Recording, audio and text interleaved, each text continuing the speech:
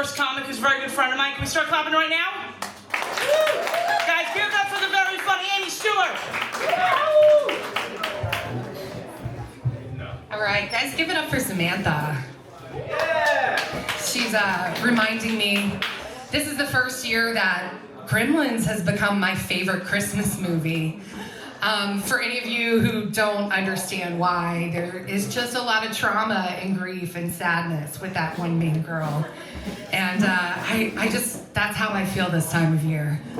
The last 3 years actually killed me. My dad died, my brother died. I gained 80 pounds.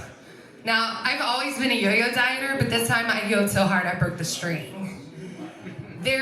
I learned that there is a word for this when you gain weight because you eat when you're sad. It's called Kummerspeck. It's a German word. And in English, this literally translates to grief bacon. I love that. I didn't get fat. I picked up 80 pounds of grief bacon. I must be delicious. Eating my feelings is a lot safer than drinking them. I've never called any of my exes after having fried cheesecake. I've never blacked out from too many creme brulees. And I've never needed Plan B after eating an entire pizza. Living in New Orleans is a really great place to be when you become overweight. And I gotta tell you, I used to always hate catcalls. But right now I'm 40, I'm overweight, I fucking love them. And I'll be running down the street and I hear shit like, baby, you got more thighs than pie pies, or now I see them beans and rice. And I love it, I start feeling really good, but then I get hungry, and then I find myself in a corner store ordering a hot sausage po' boy. And so before you know it, it's just a really bad health plan. I am finally losing weight. I'm not on Ozempic. I'm old school. I'm on appetite suppressants, and I have disordered eating, and I use excessive exercise. During the week, I use intermittent fasting. On the weekends, I have casual bulimia. Those are my cheat days. Honestly, if that's upsetting anybody that I say I have casual bulimia, I actually don't. I tried, but I lost my gag reflex in my 20s. My boyfriend Lee, and then every guy after that, he really benefited. So, I will say though, I don't know that I'll ever date again. It's been 5 years since I've dated, and even if I wanted to, I don't think I could. The apps have killed romance. It's just so awkward. I never thought I would ever find dating by looking through a directory of people who live in your neighborhood that are single. And I'm a massage therapist, so it's often my clients. It's very, very weird. I mean, it's basically Uber Eats for horny singles. And I'm convinced that men would pick contactless delivery if they could. I imagine there being glory holes installed in front doors across America soon. Yeah. So, I apologize, I kind of lost my train of thought.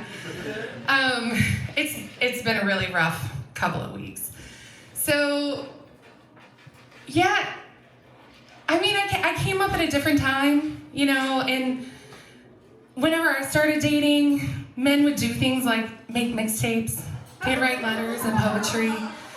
Now, the letters were often cheesy. They'd say things like, darling, if you ever leave, my heart will sink like the Titanic. But these days they send shit like, baby, come here, let me sink you with this Titanic. Followed by a poorly lit dick pic that I never asked for, and my only course of action is just to block them. So I have started seeing someone just for me, and she goes by the Vagina Whisperer.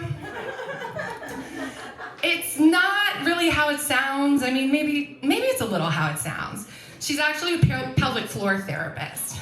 And if anybody's not familiar with pelvic floor therapy, it's basically a physical therapist for the muscles around your vagina and your rectum. So she does things like massage therapy, physical therapy, psychotherapy just for my vagina. It's really lovely. And the fact that it's been 5 years since I've been with anyone else, I can't imagine ever letting any of these men around who just want to sink me with their Titanic. When they're usually not even Titanics, right? So I've been putting all of that energy that I used to use on dating, I've been putting it into rescuing cats. And now I have 10 of them. And I'm pretty sure this means I'm a confirmed cat lady. But you know, I love it. I prefer being manipulated by cats instead of men. They don't care when I travel. They also don't care that I stay out late. And they don't mind that I sleep in the middle of my bed. And you know, they keep the bed warm. And when they start purring, I have a vibrating bed. So anyway, that's my time. Thank you guys so much. Give it up for Samantha. She's your amazing host.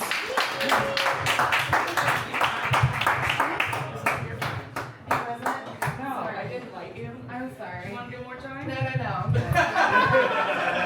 Comedy, guys. We are super professional here. Please give it up for Amy.